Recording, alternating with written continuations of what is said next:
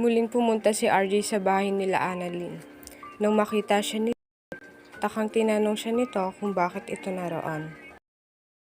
Sinadya ni Zoe si Lynette sa office nito sa Eastridge para sabihin dito na tigilan ng daddy niya.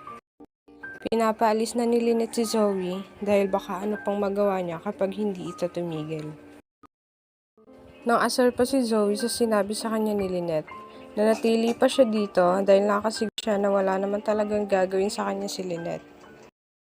Habang nagsasalita si Zoe, kumuha si Lynette ng kapiraso ng tape para idikit sa bibig ni Zoe at nang manahimik ito. Napag-alaman ni Chang Susan na si Zoe pala ang unang na-hostage ni Melba, kaya agad niya din itong ipinakaalam kay Lynette. Tinulungan ni Lynette si Zoe kaya ito nakatakas. Ganun na lang ang gulat ni Annalyn nang hindi man lang niya nakikita kay Zoe ang utang na loob sa ginawa niyang pagligtas dito kay Aling Melba.